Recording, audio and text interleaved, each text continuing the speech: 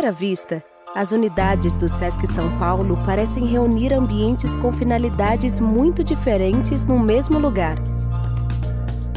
Piscinas, ginásios, clínicas odontológicas, teatros, espaços expositivos.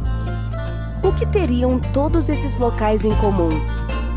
A programação também passeia por áreas bastante diversas: artes, esportes, saúde, lazer, alimentação, cidadania, turismo social, sustentabilidade.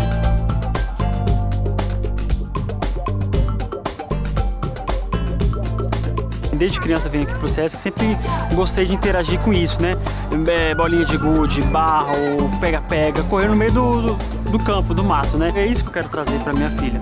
É que ela tenha um espaço que ela possa brincar. Eu acho que é isso que é legal o Sesc trazer, né? Ele vem trazer essa união.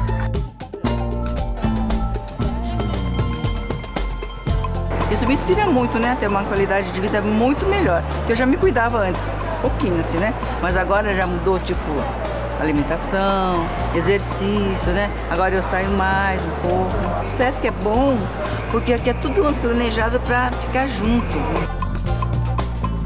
E para tudo ficar junto, é preciso pensar a cultura e a educação como conceitos amplos e integrados, imprescindíveis como preparação para uma vida de melhor qualidade.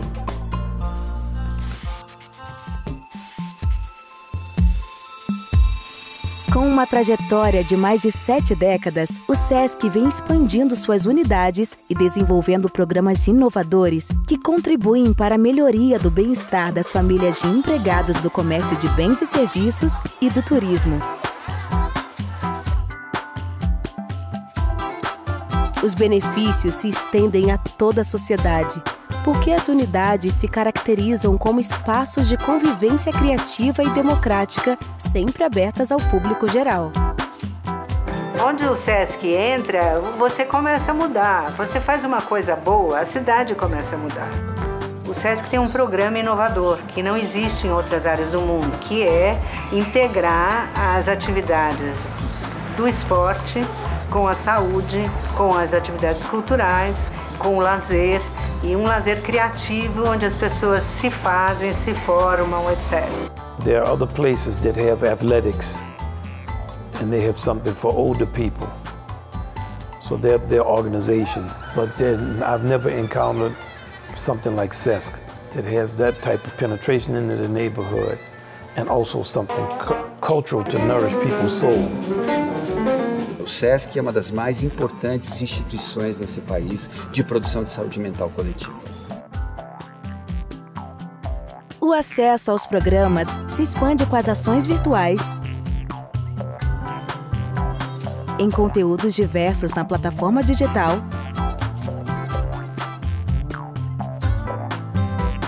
e no Sesc TV, além das obras do selo Sesc e das edições Sesc.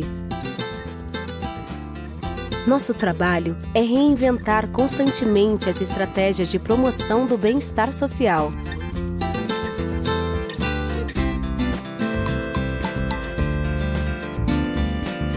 O futuro já está em construção. Os novos espaços físicos e virtuais são projetos que abarcam uma sociedade mais diversa, inclusiva e solidária.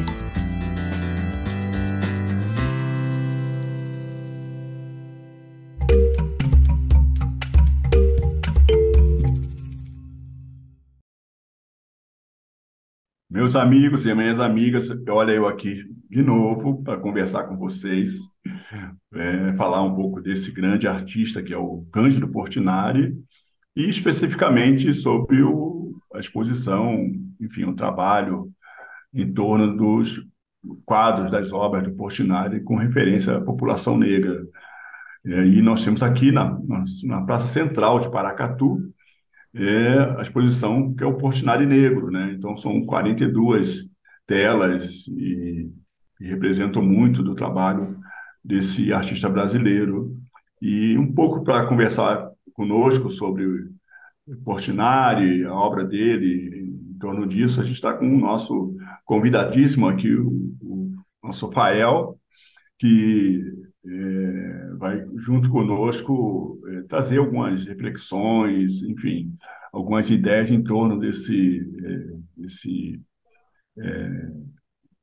grande brasileiro que agora está fazendo 120 anos e o que ele tem de importância, né? Como a sua obra dialoga com a realidade nacional, com o Brasil de hoje, enfim, com todo esse contexto, né, sobre a invisibilidade do negro no Brasil, tudo isso, né? É, e aí, Fael, como é que você está? Tá tudo bem? Tudo bem, meu amigo? Honra máxima poder estar aqui com você, né? Falar sobre esse grande artista e dividir esse momento, né, importante. Eu queria muito estar com vocês, né, vendo a exposição aí em corpo presente, mas poder estar aqui somando com vocês, fazendo essa contribuição, para mim também está sendo muito honrosa e espero poder estar levando boas contribuições boas contribuições e reflexões aí, né, diante daqui do nosso ponto de vista. É uma maravilha, né? Acho que de todas as formas, hoje, o mundo está muito virtual, né? Muito remoto, muita distância. Isso não impede também de fazer essa troca de conhecimentos, enfim, esse diálogo. Acho que isso é muito importante. Eu queria, Rafael, que a gente começasse, você falando um pouco desse teu trabalho, a gente vai conversar sobre essa questão da representatividade do Portinari, né? Sobretudo do Portinari negro, né? E esse mundo do grafite. Isso dialoga direto com as comunidades, sobretudo no Rio de Janeiro, onde você está. Então, eu queria que você fizesse um pouco da apresentação do teu trabalho, para que a gente possa, as pessoas que estão aqui nos acompanhando no Free Paracatu, possam conhecer um pouco você, e eu queria que depois você já emendasse falando um pouco dessa questão, desse diálogo da obra do Portinari, que é uma obra feita lá né, no meados do século passado, né, ele morreu em 62, e com os dias de hoje, como isso ainda é impactante nesse contexto da cultura, das artes plásticas, enfim. Legal, meu amigo. É responsabilidade aí. Então, vou iniciar falando um pouco da minha história, da minha trajetória, né? Eu fui um garoto que sempre foi apaixonado pelas artes urbanas, né? Eu sempre olhei os muros como forma de me localizar até dentro da geografia da cidade, né? Por me locomover muito de ônibus e estudar escola pública, ter essa coisa da rua. Eu cresci nesse movimento e tive, de certa forma, a oportunidade de ser um elo que junta as pessoas para esse movimento. Então, a gente começou a reunir artistas em locais, isso lá para o ano de 2002, 2003, reunir pessoas para dialogar sobre os assuntos que ainda era um assunto muito novo, né? Esse ano, a cultura hip hop ela faz 50 anos, o grafite ele é inserido nessa cultura, né?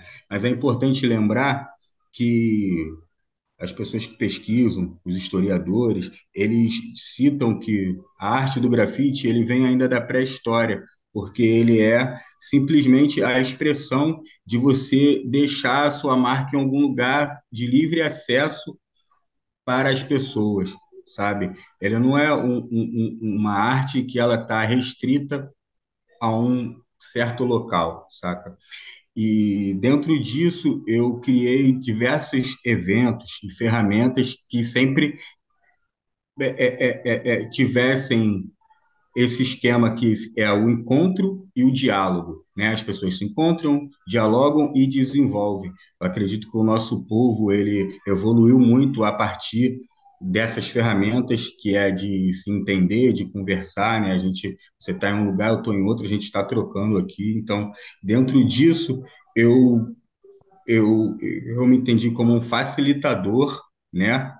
Para poder estar desenvolvendo diversos trabalhos, né? E aí hoje em dia eu tenho o meu trabalho artístico também, eu tenho muito buscado estar mais atuante nas artes plásticas, pintando telas, usando outros tipos de materiais, porém eu venho da arte urbana, né? Ainda fiz aquele grafite que de certa forma, em algum momento foi discriminado, e isso e aquilo. Eu tive a oportunidade de fazer um trabalho no fim do ano passado, onde eu fiz a curadoria artística, que eu levei artistas de diversos artistas da arte urbana, né? Artistas urbanos de diversas faixas etárias e de de todos os espaços do Brasil, né? De todos os territórios, né? Reunimos esses artistas, levamos eles para a Praça dos Três Poderes, fizemos um trabalho junto ao STF, né? E Caramba. eu tive a oportunidade de estar com os ministros e falar sobre isso. Eu tive uma fala de 5 minutos onde eu citei que era muito importante a gente estar naquele local ali como artistas, né? Porque geralmente pessoas do nosso meio, né, da nossa cor, se encontravam ali como testemunhas ou réus de algum fato que tivesse acontecido, né? Mas não, estava ali para ser louvado com a nossa arte, né? Entrando no tema do Portinari, né? Se tiver que falar mais alguma coisa sobre a minha trajetória, porque é muita coisa, assim, né? Então, assim, a gente pega o que a gente acha importante para mostrar a evolução de um menino que vem da comunidade, de escola pública, até hoje ainda mora em favela, mas eu, assim, alcancei, de certa forma, um local que eu consigo saber um pouco mais de mundo, ter um trabalho, dar uma coisa melhor para os meus filhos, apesar do lugar que eu ainda me encontro, né?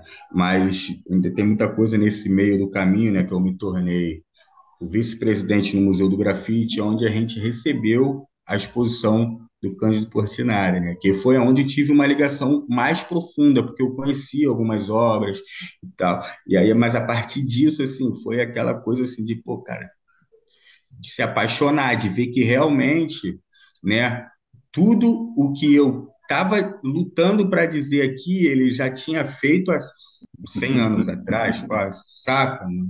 E eu tive a oportunidade de fazer uma releitura de uma obra dele, que é A Morte Cavalgando, né, que eu simplesmente reproduzi e coloquei um giroflex com luzes vermelhas e azuis, saca?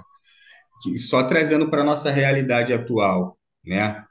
O giroflex, né? Chega o giroflex na comunidade ali, mais nada, umas luzes piscando na obra, né? Porque a obra dele já estava explicativa. Eu fiz uma releitura dos meus traços, mas eu coloquei, né, o que seria aquele cavalo, né? O que seria aquela foice, né? Aí, dentro disso, eu vejo uma relação muito grande com essa parte, né? Vocês falaram que a exposição está na praça, não é isso? Aqui na Praça de Paracatu, aqui. Bem no Saca? meio, bem na Praça Central, no meio da igreja, uma das principais igrejas aqui da cidade. E foi, assim, um acontecimento, Rafael, porque, primeiro, né, nós reproduzimos ela em tamanho gigante, gigante. Então, e à noite, ela fica toda iluminada junto com a praça. Cada tela daquela enorme, né? Você olha de cima, de baixo para cima, é toda iluminada. Então, assim, cara, uma coisa que eu acho que a Sim. população daqui respondeu vivamente, assim, entusiasmada, né? Não Uhum. só pela exposição em si, como uma coisa inovadora, mas também por trazer uma obra que nunca tinha sido reunida nessas proporções.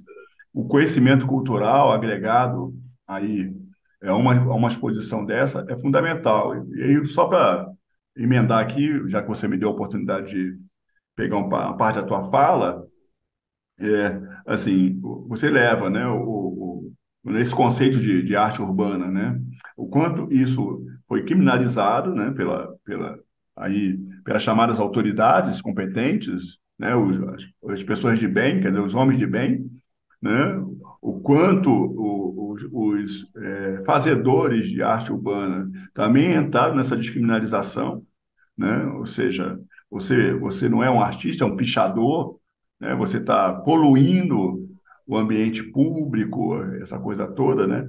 Mas o que eu vejo assim, lá nos anos 40, 50, 60, Portinari começou a pintar pessoas negras, né? Quando isso era uma coisa assim, né? Você tinha ali de Cavalcante, né? Também no mesmo, vivendo no mesmo período, que é chamado Pintor das Mulatas, né? O de Cavalcante, né? Mas assim, o quanto isso também era uma arte pouco vista com bons olhos pela essa elite, né? E o Portinari foi lá, o Cândido Portinari foi lá, botou isso nos salões, não só do Brasil, mas do exterior, né? E aí você me traz agora, quer dizer, uma informação fundamental, que é levar isso para a arte urbana. Como essa arte do Portinari do século passado, meados do século passado, vem dialogar com uma arte que está sendo quebrado esse paradigma, esses conceitos de que é marginal, de que, sabe? Então, assim, acho que Incrivelmente. eu queria que você falasse um pouco sobre isso, né? Como isso não se conflitua, não se chocam, Uhum. pelo contrário, né? Portinari e a arte urbana, o do grafismo, elas têm um padrão de diálogo excepcional. Perfeito. E esse projeto, né, tanto o Portinari Negro quanto o Portinari nas Quebradas, ele vem e traz tudo isso à tona, né? Ele entrega toda essa relação com a rua, né? Porque a gente teve aqui, cara, pessoas que nunca teriam acesso a essas obras e tiveram acesso. E até hoje está martelando na cabeça delas isso.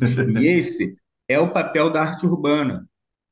Então, Portinari, 100 anos depois, vem cumprindo esse papel, porque o primeiro é informar. Isso ele faz de forma que a É, gente até hoje a cura pedagógica, né? É a cura é isso pedagógica, né? aí. E o segundo é levar essa alegria de que a arte traz, né? Isso, E a, Rafael, deveria ser o papel, deveria ser o papel de toda a arte, não só das Uhum, artes uhum. plásticas, mas também da, né, Sim, arte do entretenimento, como o teatro, o cinema, enfim. certamente, certamente.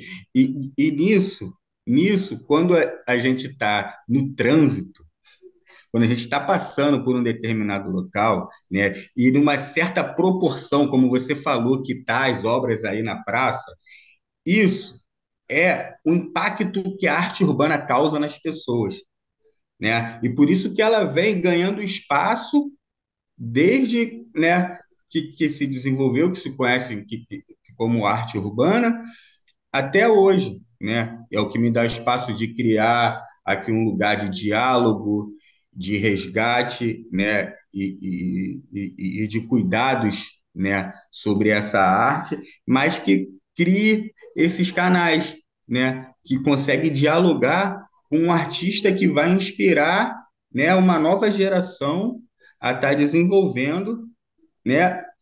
As suas obras, isso não só como forma eu posso colocar de forma acadêmica, porque se a gente acompanhar todas as obras do Portinari numa ordem cronológica, a gente vê uma evolução imensa a partir do momento que ele se predispõe a estudar.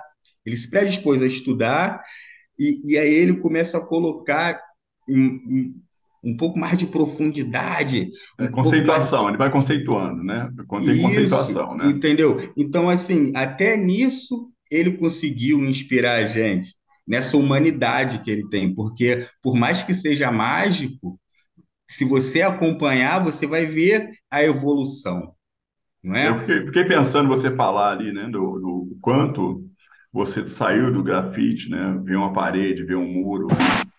O quanto esse muro representa para você como uma possibilidade de exposição de tua ideia, né? De representação da tua ideia, do teu imaginário, né? E aí você falou, eu estou migrando agora também para outros materiais, tal, como isso é interessante, né? E quanto é interessante, né? Pegando aí esse contexto aqui da Praça de Paracatu, né? Dessas telas aqui envolvendo personagens negros, e aí você tem a questão do samba, da música, né? Você falou, o hip hop está fazendo 50 anos agora, com uma série de eventos que está acontecendo no país todo, né? Em torno disso, tem coisa no sentido legislativo, né? Os deputados estão discutindo isso também no âmbito das leis. mas o Portinari, ele retratou Chorinho, ele retratou escola de samba, ele retratou favela. Eu ficava imaginando se ele estivesse aqui, o que que ele ia Capoeira, né, cara? fazer, capoeira, né? Como ele ia tratar essa questão do hip hop, né? Também. Cara, eu tenho para mim, eu ouso dizer, com todo respeito, que ele seria um de nós. Ele seria um grande artista da arte urbana, ele estaria pintando essas empenas aí, se Nas quebradas, pendurando estaria nas nas alturas, quebradas. se pendurando nas alturas, entendeu? Subindo. Até me emociono de falar assim, porque eu acredito muito nessa coisa real do artista, porque eu me tornei isso, saca? Eu encarei muita coisa na minha vida para eu poder continuar nesse lugar, para eu poder permanecer no que eu acredito que é verdadeiro para mim como meta de vida, entendeu? Porque eu poderia ter ido para diversos outros caminhos. Eu não estou falando só de criminalidade, que é uma coisa clichê, que todo preto passa por isso, saca? Entendeu? De favela. Sim. Estou falando outros caminhos. Eu poderia ser designer, eu poderia ilustrar outras coisas, eu poderia fazer, saca? Mas eu quero me manter nesse lugar do artista urbano, saca? Que desenvolve as coisas, que reúne as pessoas, que fomenta, de certa forma, que consegue trazer possibilidade para outras pessoas. E eu vejo muito isso nele, né? Vejo E o muito quanto isso. é necessário também essa multiplicidade das linguagens, né? E o quanto é necessário, né? O hip hop, né? Está fazendo Verdade, 50 anos sob um processo enorme de preconceito e de violência, né? Preconceito e principalmente. violência, né? Então, assim, é um ato de resistir que precisa sair dessa onda de resistir. Você está sempre resistindo, você está sempre com a sua guarda montada, né? Eu acho que a arte também urbana, e você tem aí os grandes nomes hoje da arte urbana, Cobra, né? Enfim, ou seja, um processo de criação em todo mundo, né? Quer dizer, o quanto isso precisou, ou seja, suor e sangue e lágrimas para Sim, ser sim. para ser acreditado como É arte, verdade. como arte, né? Eu tenho uma reflexão, assim, eu sou MC também, eu fui criado dentro de uma escola de capoeira Angola, né, onde a gente ouvia muitos mestres e os nossos aprendizados ali eram passados de mestres para mestres, entendeu? E, assim, eu aprendi que num certo momento da história, a capoeira, para ela ser legitimada, ela precisou, né, ganhar uma academia, que aconteceu onde é o Museu da Capoeira lá no Pelourinho, né? E eu fiquei sabendo que os alunos, para se inscrever naquela academia, eles tinham que ter segundo, não, tinham que estar cursando faculdade ou ter casa própria. Sim. Aí eu fui dar um Google e eu vi que todos os mestres que foram formados lá eram brancos, entendeu? E aí eles eram formados em pouquíssimo tempo, com alguns movimentos básicos, e aí teve que ter aquela roupa branca, tudo isso que não era capoeira, né? A nossa capoeira angola a gente aprendeu isso, sim. E, e que, de certa forma, agora está aí, né, cara? Ganhou o mundo todo e tal. Então, eu acho que muitas das vezes acontece muito isso, que eu estou falando assim, é até uma coisa delicada de estar se dizendo, mas precisou, né? Eu vou usar até esse termo, o branco, né? Uma pessoa branca legitimar isso, sabe? Pegar aquilo ali, se formar naquilo, começar a fazer e difundir aquilo para aquilo ser legítimo, entende? Mas E eu essa tenho. cooptação hein, Rafael, desculpe te interromper, mas é só pegar o teu gancho aí, né, e te devolver essa cooptação da cultura, né? Quer dizer, o quanto você faz, vou tirar até esse termo, cooptação e apropriação, né? Passa para apropriação. O quanto essa apropriação da cultura, você vê isso hoje, é natural. Hoje é sábado, por exemplo, né? Vários lugares no Rio de Janeiro, sobretudo na Zona Sul, tem feijoada nos hotéis, né? Prato a R$ 180, nesse nível. É, Eu morei em Ipanema antes de morar em São Paulo, né? Estou aqui há pouco tempo em São Paulo. Então, via muito isso. O samba, né? Como o samba, as escolas de samba estão embranquecidas na sua diretoria, não falo no grosso, de um Uhum. desfile onde você tem 60% de gente da comunidade, né? É aquele Uhum. que se sacrifica para botar a escola de pé e muito mal ganha uma fantasia. Mas a direção toda é branca, né? Você vê aí, na área da música mesmo, né? O pessoal que hoje pratica a modalidade de samba, quem é que está fazendo isso? Enfim, então acho que você está falando de algo importante. A capoeira também tem bastante disso, né? Ali pelo Vidigal tinha uma roda de capoeira e você chegava lá, todo mundo, o mestre era negro, mas os alunos todos eram brancos. Eu desisti de fazer capoeira, falei, pô, não tem sentido, vou virar cota aqui nessa roda de capoeira, vou acabar É, virando cota, né? Mas eu, isso eu acho que, aconteceu. né? Eu acho que no mundo do grafite ainda não está assim ou ainda não. Então, o grafite, Vini, ele é uma realidade complexa, por quê? Porque ele demanda de um custo muito alto, entendeu?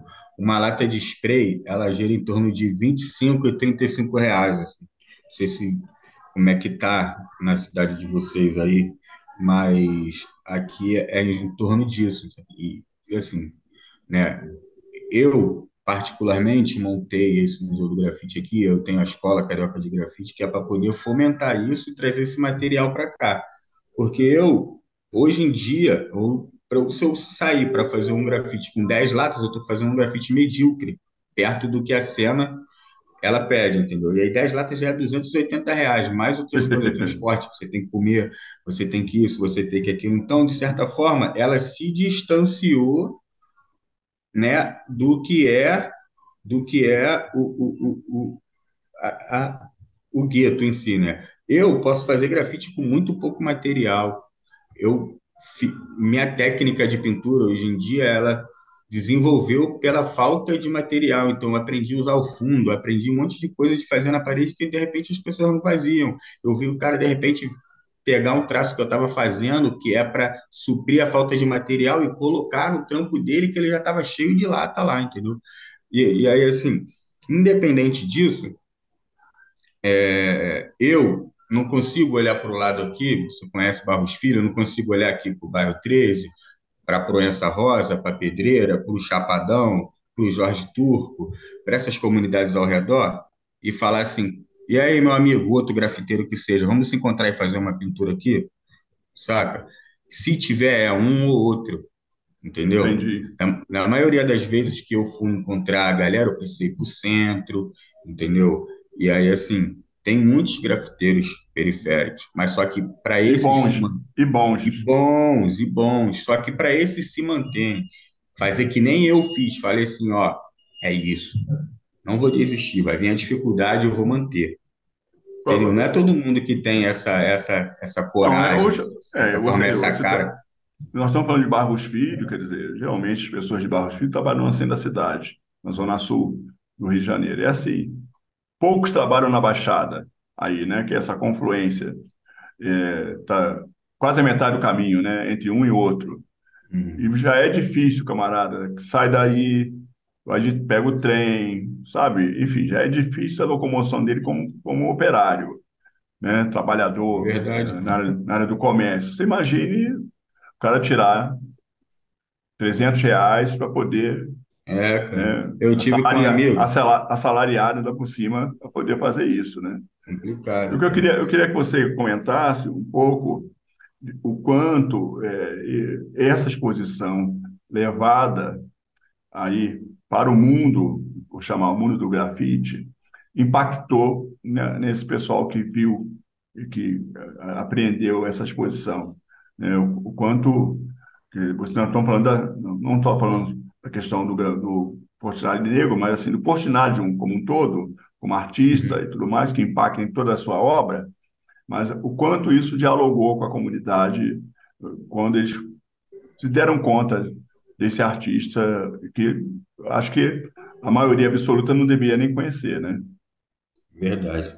Então, fiz, eu fui um dos agentes facilitadores que fazia essa condução das pessoas que entravam na exposição para ver. A gente recebeu alguns grupos, eram grupos de escolas e tudo mais, né? Mas, para além desses grupos, que é super sempre interessante, né? As crianças são muito espontâneas. A gente teve até uma matéria da Rede Globo com eles lá e tal, e aí, assim, focaram muito nas crianças. Assim, eles realmente aprenderam e conseguiram dialogar sobre a arte deles, admirar, conhecer as pinceladas, onde a gente falava, olha aqui, essa pincelada é isso, aquilo, contava um pouco da história, né? Tinha um memorial dele ali e tal. Então, assim, a exposição, ela era dentro do Museu do Grafite, que é um lugar todo grafitado, que você chega, tá tudo grafitado em volta, só que naquele centro ali tinha essa exposição do Portinari, né? E ela estava como que fosse, vamos chamar assim, de labirintos, sabe? Hum. Você anda assim, você vê as obras e tal. Então, e isso gerou uma sensação para um diálogo muito legal, entendeu? E quando eu recebi amigos que eram artistas, que já conheciam, de certa forma, não sabiam tudo, né? E aí eu também, como eu, né? Só que eu antes eu tive a predisposição de estar aprendendo ali para poder estar recebendo essa galera.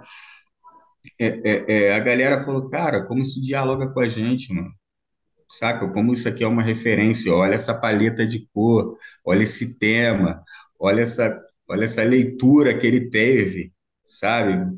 Então, assim, a galera, cara, pega como ícone mesmo, assim, como uma referência. Só que a gente olha muito pro grafite ainda, a galera do grafite da arte urbana olha muito pro grafite. Ah, nossa, olha o que o Cobra tá fazendo. Nossa, olha o que o fulano lá da Alemanha, ou o ciclano e não sei o quê. Mas, mano, olha esse tesouro nacional aqui, saca? Que, E que, muito que, próximo, né? E muito próximo, né? Acho que isso muito é próximo. um contágio, né? Acaba tendo um contágio, é isso, né? É, um contágio e é histórico, né? Por quê? Porque você vê os seus antepassados retratados ali, entendeu?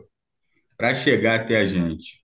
Na minha arte, eu fiz uma árvorezinha, e aí em cima da árvorezinha tem umas casinhas. E aí eu chamo de fruto da favela, que na verdade o fruto da favela é um menininho que eu desenho de shortinho azul e tal, que ficava correndo para um lado para o outro, só com esse shortinho azul descalço, correndo atrás de pipa, jogando bola, pererê. E eu tento contar umas histórias através disso, e a partir disso eu comecei a colocar um pouco mais do lúdico, saca? Porque esse dialoga muito com isso. Aqui, então, ele sempre vai estar inspirando em cada momento que você se permitir estar em contato com a obra, né? E isso eu estou falando em todos os momentos, né? Vocês têm a exposição aí durante um determinado período. Todas as vezes que você for, vai ser uma sensação diferente, Sim. É uma exposição nova, porque entendeu? o teu olhar renovou, né? E assim, não só renova o teu olhar, mas ele se educa também. O seu É olhar vê isso. coisas que você não viu da primeira vez, você pode perceber da segunda, um detalhe do É, olho, da pô. mão, né? Um jeito do torso, né? Com certeza, com Maneira, certeza. E cabelo. a gente teve essa oportunidade de fazer isso. Se eu visitasse uma vez, eu sentiria, mas eu estava lá diariamente, E esse lidando com trabalho de aquilo. facilitador, necessariamente, como é que era esse trabalho teu de facilitador? Porque eu estou aqui já voando, né, no teu trabalho, assim, né? Uhum. Você falou, eu fiz uma releitura. Eu estou querendo aqui saber que releitura é essa. Eu já estou aqui curiosíssimo para saber dessa releitura de Portinari. Mas eu queria saber se, a partir desse trabalho de facilitador, é que te veio essas viagens, né? Porque isso é uma viagem. É verdade. Porque, assim, na verdade, esse o termo eu utilizo a partir do momento, porque eu reuni as pessoas, eu ficava, e aí eu vi que às vezes eu estava um palestrinha, saca? Tava passando o que eu estava passando muito o que eu sei e estava recebendo menos, entendeu? E aí eu parei, não, mano, eu preciso ser um facilitador, eu preciso, tipo assim, ter um papel em que eu faça acontecer e a coisa aconteça. Eu reúno as coisas, as ferramentas e a coisa anda, saca? E aí nisso, dentro dos lugares que de repente eu tinha que estar só para fazer uma oficina, eu entrava com esse papel de facilitador. E aí eu passava uma coisa que de repente um outro sabia, o outro não sabia, mas aí todo mundo se ajudava, porque eu estava ali como um facilitador, não era a certeza absoluta da coisa, né?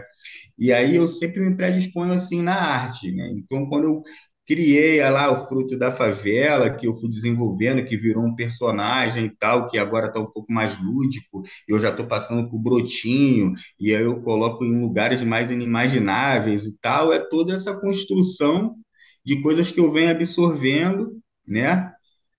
Que é de Portinari, que é de 100 anos atrás, mas que é de um garoto de 5 anos que me traz uma questão que eu não tinha percebido, saca? Que eu parei para dialogar com ele, ou um adolescente que eu fui fazer uma palestra e ele trouxe essa questão, entendeu? Porque é isso, né? Você As como pessoas. artista, quer dizer, como artista, você teve um impacto, né, na obra Portinari, né? Eu acredito que quem foi assistir à exposição também deve ter passado por isso. Você vislumbra, assim, que caminho você vislumbra para um artista que já se foi, como é o caso do Cândido, né, há tanto tempo, e, assim, o quanto isso é impactante, e, assim, o que que você vislumbra desse caminho entre a arte de um cara como o Portinari e a arte que está sendo feita hoje. Até onde esse diálogo vai chegar, né? Eu queria dizer. Uhum. Eu acredito que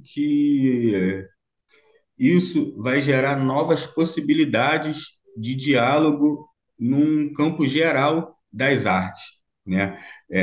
Porque a partir dessa iniciativa a gente transforma olhares e muda preconceitos, né? Podendo assim se dizer, porque de certa forma, né, a galera da arte urbana ela teve um certo período que ela se distanciou da arte contemporânea ou da arte no geral, das artes visuais num todo. Por quê? Porque ela era discriminada, ela, entendeu? E aí, assim, para ter uma aceitação de um para o outro, então se ele não me aceita, eu também não aceito ele, sabe? Então, se eles tinham preconceito com a gente também tinha com eles. Também não vou pintar com pincel, não, seus pincelzeiro, seus tinta acrílica, saca? Então, assim, eu acho que isso traz esse diálogo, traz essa vontade de ocupar lugares que são nossos também, né? Sim. Porque se a gente pode deixar a nossa arte na rua para qualquer pessoa ver, o que que impede da gente comercializar um quadro para um cara que coleciona, saca? O que que impede, né? Assim como o Cândido, ele precisou, né, fazer uma busca das obras do pai dele, onde estava, catalogar, escanear em alta resolução para poder trazer a história, né, para o povo, porque a gente não pode fazer o caminho inverso. A gente colocou para o povo, por que que a gente agora não pode fazer a nossa história na galeria? Entende? Então, tudo é possível a partir desse diálogo. Eu acho que é nisso que a gente caminha no fluxo desse grande artista que ele deixa de legado para a gente, né? E, de certa Maravilha. forma, que parece que ele só pintou, mas ele não só pintou, né? Tem muita coisa ali por trás daquelas tintas, daquelas telas, né? E você falou uma coisa importantíssima, que é assim, o hip hop está aí 50 anos, mas como funk, enfim, e aí eu coloco nessa mesma esteira de pensamento, né? A arte urbana, né? Porque a arte urbana, nós estamos falando aqui do grafite, mas a arte urbana, você tem dança de ruas, tem uma série de questões da arte urbana. tem outros olhares, tem outras expressões da arte urbana também que a gente precisa considerar dentro desse critério, né? Esse guarda-chuva que é a arte urbana. Mas são artes que foram criadas porque você não tinha acesso. Por exemplo, os grafites não tinham acesso às galerias, não tinham acesso às escolas de formação artística, né? Enfim, era um mundo à parte, e aí você acaba criando suas próprias expressões. E aí isso aconteceu também na música, com funk, com hip hop e tudo mais. Acho que partilha desse imaginário, mas hoje eu tenho para mim que cada vez mais esses muros, né, essas barreiras estão sendo quebradas, porque não tem como não perceber a valorização, né, o valor que tem de expressão, de protestos, de denúncia, de informação, sabe? É, Uhum. né, nesse trabalho também que é feito em torno do grafite da arte urbana. Então, acho que é um pouco por aí, Rafael. Não, com certeza, né? É muito importante qualquer artista que venha hoje em qualquer área, né, do hip hop entender como que ele surgiu e esse papel dele social, né? Porque a gente vê hoje em dia muitos artistas, principalmente no rap, né, cara, que a galera tá ficando milionária, a galera tá vislumbrando coisas que realmente não estariam a acesso a, sei lá, 5 anos atrás, entendeu? 10 anos atrás e tal. E nisso, né, é importante a gente desenvolver ainda esse papel social. Já que tu tem grana agora, mano, pô, show de bola, mano. Agora você pode ajudar realmente alguém. Então, assim, tu confia no hip hop, tu confia na mudança do hip hop, coloca uma escola de DJ ali na comunidade e tal, mano. Apoia aqui a Escola Carioca de Grafite. Morou, mano? Aqui, ó, o break virou esporte olímpico, irmão. Isso é hip hop. Vamos apoiar os atletas, pra eles serem campeões olímpicos. Saca, mano? Então, é isso. Né? Você já tem tua gravadora, os MC já estão bem. Bota os caras para Uhum. cantar aí, você difundiu o hip hop. Mas pega essa galera, cara, que tá sem acesso, entendeu? Pega essa galera talentosa, né? Então, assim, o hip hop, cara, ele tá fazendo 50 anos agora, a primeira festa, que foi no mês de agosto, né? Que Cindy Campbell, a mulher extraordinária, irmã do DJ Kool que montaram uma festa que era para fazer os alunos que tinham invadido a escola voltarem à escola, saca? Isso é muito bonito, né? Muito Isso é o hip representativo. hop. É, Assim nasceu. Foi a primeira festa de hip hop. Os elementos existiam separados, eles reuniram ali, entendeu? O flyerzinho era um grafitezinho, a galera tava pintando ali, os b-boys estavam lá com o DJ dançando e os caras pegaram o microfone e rimaram. E 50 anos atrás estamos aí, mano, é, entendeu? é isso aí. Bom, Fael, eu fico aqui encantado com essas viagens tudo, porque é uma viagem, né? É, real. Bate-papo é uma viagem, né? Porque você Ei, sobre vai arte falando, ainda. porque você vai conversando e uma conversa chama a outra, né? Que É o verdade. pessoal aqui em Minas chama de um dedo de prosa. Então, Ah, a gente teve aqui um dedo de prosa fantástico isso é com e pão de queijo, um chazinho. chazinho. Né? Bom, assim, muito obrigado, cara, por participar aqui conosco. Eu tenho certeza que o pessoal que está acompanhando a gente aqui no Fli Paracatu também está curtindo muito essas digressões que a gente tem feito sobre o Cândido Portinari, sobre a obra dele, não só aqui a exposição do Portinari Negro, mas de um modo geral, né? Falar do Portinari já é uma grande homenagem que a gente faz nesses 120 anos de nascimento que ele faria se estivesse vivo. Então, eu quero te agradecer imensamente por estar aqui conosco, por ter aceitado o nosso convite. Não sei se você quer falar alguma coisa, um fechamento, alguma mensagem. Eu quero só agradecer também, né, a toda a equipe, o trabalho que vocês vêm fazendo, a sua pessoa, né, que sem palavras, assim, foi super prazeroso fazer isso com você. Espero ter outros momentos também para a gente se encontrar pessoalmente, se tiver essa oportunidade, e ter mais uma troca sincera e gratidão a todos. Espero ter contribuído de verdade. e estamos juntos aí no que precisar. Valeu? Vamos juntos. Ligadíssimo. Bom, continuamos aqui com a programação do FIParacatu, não só a programação aqui virtual, mas também presencial. Os autores estão todos aqui na cidade, dos homenageados, que é a Conceição Evaristo, o nosso Mia Couto, enfim, e livrarias, né, com muitos livros interessantes, dos autores todos que estão participando do nosso festival. Então, chamo vocês para curtirem a nossa programação, convocarem os amigos, enfim, e darem aquele referência, né, aquela indicação para quem está próximo de você. Obrigadíssimo. Mais uma vez, Fael, obrigado pelo papo e até da próxima vez. Abraço grande, amigo. Obrigadão, meu amigo. Valeu.